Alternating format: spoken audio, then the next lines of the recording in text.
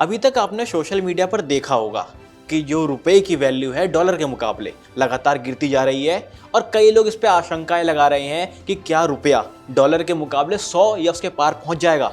इसको लेकर काफ़ी मीम्स और काफ़ी ट्रोल्स को देखने को मिलेंगे, लेकिन उस पर बात करेंगे, गहन चर्चा करेंगे और समझेंगे कि रुपया गिर क्यों रहा है। जब रुपया गिरता है तो उसे होता क्या है और किन मायनों में रुपया हमारे लिए बहुत ही ज़्यादा जरूरी या फिर इंपॉर्टेंट कह सकते हैं अब सोशल मीडिया की भाषा में तो कैसे इंपॉर्टेंट है। नमस्कार, मैं हूँ रोशन पांडे और हमारे साथ हमारे सहयोगी वरुण कुमार जी हैं। वरुण जी, क्या कारण है कि रुपया जो लगातार गिर रहा है?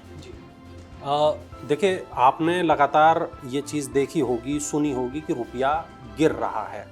कहाँ से गिर रहा है, क्यों गिर रहा है, कहाँ पहुँच गया है और आगे कहाँ तक पहुँचेगा। डॉलर के मुकाबले अगर रुपया कमज़ोर है तो क्यों है, ये तमाम सवाल हैं जो अक्सर हमारे सामने आते हैं। आम भारतीय पर, आपकी और हमारी जेब पर रुपये के गिरने का या डॉलर के मुकाबले कमज़ोर होने का आखिर असर क्या पड़ेगा। तो आप ये मान के चलिए कि रुपया केवल गिर नहीं रहा है, बल्कि एशिया की इस वक्त जो सबसे कमज़ोर मुद्राएं हैं उनमें से एक बना हुआ है। मई में डॉलर के मुकाबले रिकॉर्ड निचले स्तर पर पहुंच गया था। 96 रुपया प्रति डॉलर से ज़्यादा इसकी कीमत हो गई थी और जून की शुरुआत में भी 95-96 तकरीबन ये बना हुआ था। अब जिस वक्त हम बात कर रहे हैं, इस एपिसोड को शूट कर रहे हैं, तो 95.76 इस वक्त $1 के मुकाबले रुपये की एक कीमत है। यानी कि $1 और 95 रुपये 76 पैसे एक बराबर रोशन इस वक्त हैं। अब रुपये के गिरने का मतलब क्या होता है, एक आम आदमी इसको समझे तो समझे कैसे। अगर हम ये कहें कि आज की तारीख में रुपया $1 के मुकाबले 95 रुपये का है, तो डॉलर खरीदने के लिए इसका मतलब है हमें ज़्यादा पैसे देने होंगे। यानी रुपया कमज़ोर हो रहा है, डॉलर मजबूत हो रहा है, यानी विदेश से जो खरीदारी है वो महंगी हमें पड़ेगी। रुपया गिर क्यों रहा है, तो उसकी सबसे बड़ा जो उसका कारण है वो है कच्चे तेल की कीमतों का बढ़ना। हमारे देश में जो कच्चा तेल है बहुत ज़्यादा नहीं पाया जाता है, बहुत ज़्यादा उसको नहीं निकाला जाता है, एक्सट्रैक्शन बहुत ज़्यादा नहीं होता है। तो भारत अपनी जो ज़रूरत का अधिकांश तेल है उसको बाहर से आयात करता है। आपने सुना होगा रशिया से आयात करता है, मिडिल ईस्ट से आयात करता है। और भुगतान हम जब करते हैं तो भुगतान हम करते हैं डॉलर में, क्योंकि डॉलर एक ग्लोबल करेंसी है और डॉलर में भुगतान हमें करना होता है। यानी जब तेल महंगा होता है तब हमें भुगतान करने के लिए ज़्यादा डॉलर चुकाने पड़ते हैं, यानी डॉलर की मांग बढ़ती है। और ये कारण है कि डॉलर तो मजबूत हो जाता है लेकिन रुपया कमज़ोर हो जाता है। 2026 में मध्य पूर्व का तनाव है, अमेरिका और ईरान का विवाद है और लगातार तेल की कीमतों पर दबाव बना हुआ है। हम देखते हैं कि यूक्रेन और रशिया के बीच जो कॉन्फ्लिक्ट की स्थिति बनी थी, जो युद्ध की स्थिति बनी थी, वो अभी भी बरकरार है। यानी कि इस वक्त दुनिया के अंदर दो बड़े युद्ध के मैदान खुले हुए हैं और ये दोनों युद्ध के मैदान उन जगहों पर खुले हुए हैं जो भारत के लिए कच्चे तेल का एक बड़ा जरिया है। दूसरी जो बड़ी बात है वो है विदेशी निवेशकों का पैसा निकालना। FII और FPI का आउटफ्लो होना। जब विदेशी निवेशक यानी कि जो बाहर के लोग हमारे देश के शेयर मार्केट में पैसा लगाते हैं, जब वो भारत के शेयर मार्केट से अपने पैसे को निकाल लेते हैं तो यानी वो एक तरीके से डॉलर तो खरीदते हैं और रुपये को बेचते हैं, डॉलर की मांग बढ़ती है। 2026 में बड़े पैमाने पर ऐसा हुआ कि विदेशी पूंजी को निकाल लिया गया। चूंकि उन्होंने डॉलर में पैसा लगाया था तो उन्होंने डॉलर अपने निकाल लिए, इसकी वजह से भी रुपए पर दबाव हुआ। डॉलर की वैश्विक मजबूती एक बहुत बड़ा कारण है।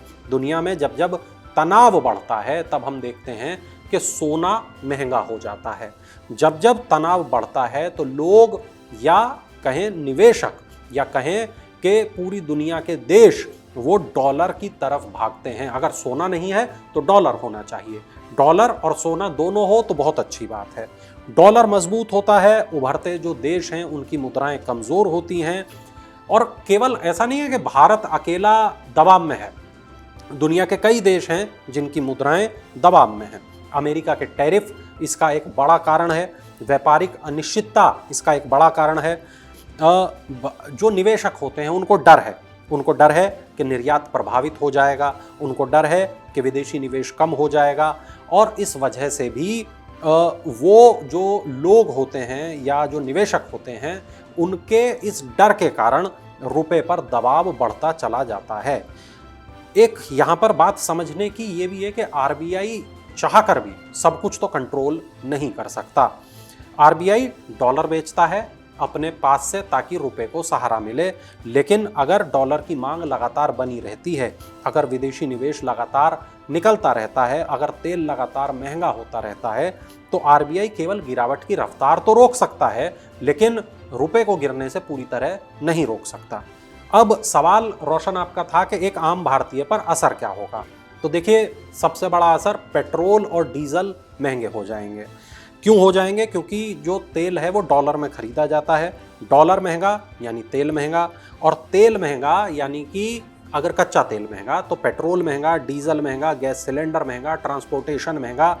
अगर ट्रांसपोर्टेशन महंगा तब आप इस चीज़ को समझिए कि ट्रकों से होने वाली माल की ढुलाई महंगी, एफएमसीजी प्रोडक्ट महंगे, कपड़े महंगे, खाद्य पदार्थ महंगे, यानी हर वो चीज़ जो ट्रक और मैं कहूँ रेलगाड़ी, मालगाड़ी के जरिए एक जगह से दूसरी जगह पर जाती है, वो महंगी आपको मिलेगी।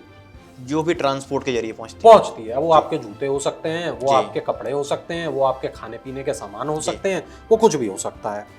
महंगाई बढ़ेगी। भारत चूंकि बहुत सारी चीज़ों का आयात करता है, जिसमें इलेक्ट्रॉनिक्स होते हैं, जिसमें मशीनें होते हैं, जिसमें केमिकल होते हैं, जिसमें मेडिकल उपकरण होते हैं, ये तमाम जो चीज़ें होती हैं ये महंगी हो जाएंगी। अगर आयात महंगा हुआ, दूसरे देश से आने वाला सामान महंगा हुआ, तो आप तक वो सामान महंगा ही पहुंचेगा। तो इस वजह से महंगाई बढ़ेगी और रुपए में और गिरावट होगी। विदेश यात्राएं महंगी हो जाएंगी। यदि आप अमेरिका जाते हैं, यूरोप जाते हैं, दुबई जाते हैं, सिंगापुर जाते हैं, तो आपको होटल महंगे मिलेंगे, टिकट महंगे मिलेंगे, आपका खर्च बढ़ जाएगा, क्योंकि रुपए की जो क्रय शक्ति है वो कम होती चली जाएगी। विदेश में यदि आपके बच्चे पढ़ते हैं या आप अपने बच्चों को विदेश में पढ़ाना चाहते हैं, तो आपको ज़्यादा डॉलर खर्च करने पड़ेंगे। रुपया चूंकि कमज़ोर है तो आपको ज़्यादा रुपया खर्च करना पड़ेगा।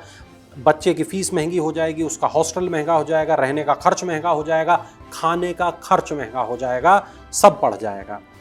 आईफोन से लेकर लैपटॉप तक, इलेक्ट्रॉनिक्स, तमाम चीज़ें ये महंगी हो जाएंगी। ये तमाम आयातित उत्पाद हैं जिनके पार्ट्स विदेश से आते हैं। हालांकि वरुण जी, सवाल एक ये है कि तमाम चीज़ें तो हैं जो महंगी हो जाएंगी, क्या इस चीज़ का कोई फ़ायदा भी है? जब डॉलर मजबूत होता है तो कुछ रुपए से कुछ फ़ायदा पहुंचता है?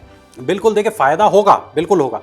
निर्यातकों को फ़ायदा होगा। अगर आप कोई ऐसा सामान बनाते हैं जो विदेश में निर्यात जिसको किया जाता है, यानी कि आपकी जो कमाई होगी वो डॉलर में यदि हो रही है, तो आपको फ़ायदा होगा। जैसे आईटी कंपनियों को फ़ायदा होगा, फार्मा कंपनियों को फ़ायदा होगा, और कुछ जो मैन्युफैक्चरिंग निर्यातक हैं उनको फ़ायदा होगा, क्योंकि डॉलर के बदले उनको ज़्यादा रुपए मिलेंगे।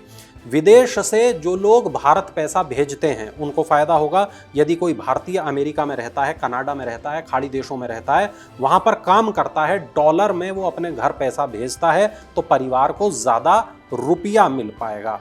देखिए, कुछ चीज़ें हमें बहुत आसानी से समझ लेनी चाहिए। रुपया दबाव में है, विदेशी निवेश, निकासी और तेल इसके सबसे बड़े कारण है।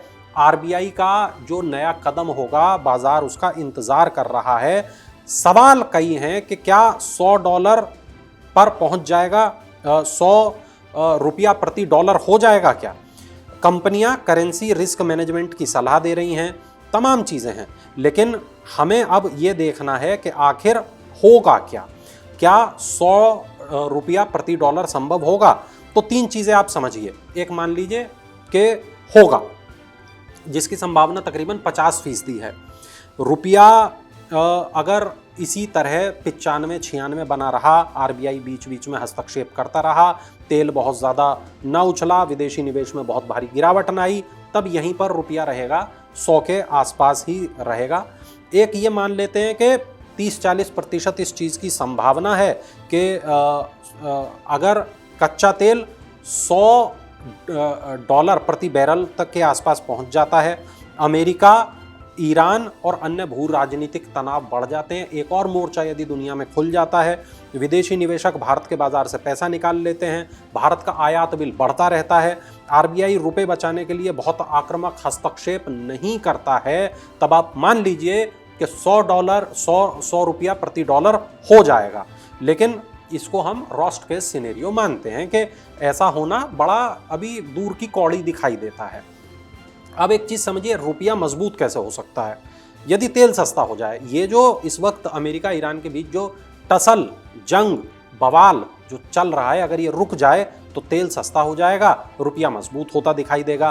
डॉलर वैश्विक स्तर पर यदि कमज़ोर हो जाएगा तो रुपया मजबूत होता दिखाई देगा। भारत में विदेशी निवेशक वापस आ जाते हैं तो रुपया हमें मजबूत होता दिखाई देगा। अमेरिका और भारत के बीच जो व्यापार संबंध अभी थोड़ा सा पटरी से उतरे हैं, अगर वो पटरी पर लौट आते हैं तो हमें रुपया मजबूत होते दिखाई देगा। अब हमें ये ज़रूर देखना है कि रुपया आखिर और कितना गिर सकता है।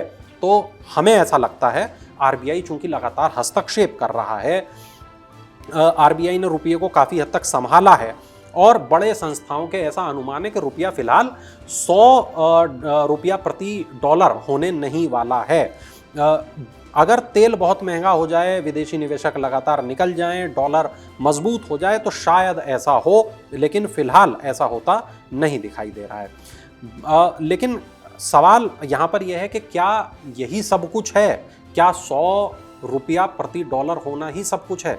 दरअसल नहीं।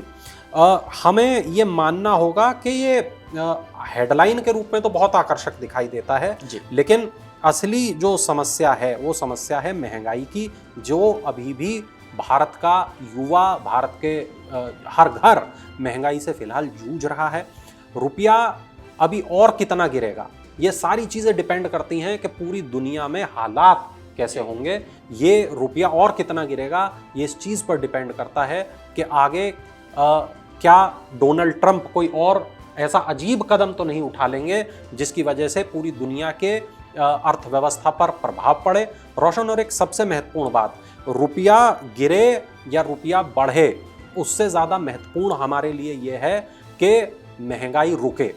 अगर वैश्विक हालात ठीक रहते हैं, अगर आरबीआई लगातार इसी रफ्तार से चलता रहता है, अगर ग्रोथ का इंजन जो भारत की अर्थव्यवस्था का है वो ऐसे ही बढ़ता रहता है, तो मुझे लगता है कि रुपया भी स्थिर होगा और आगे बढ़ेगा, और जो महंगाई आने वाली है, जिस महंगाई के तूफान की हम लगातार बात कर रहे हैं, वो भी हमें थमता हुआ महसूस होगा। बाकी दर्शक कमेंट करें और ज़रूर हमें ये बताएं कि क्या लगता है कि क्या 100 रुपया और $1 एक बराबर हो जाएंगे आने वाले भविष्य में, और यदि हाँ तो कब? क्या लगता है आपको? कमेंट करिएगा और जरूर बताइएगा। आपके राज्य की खबरें, आपके शहर की खबरें सबसे पहले जानने के लिए देखते रहें अमर उजाला। चैनल को सब्सक्राइब जरूर कर लें और पाएं हर अपडेट।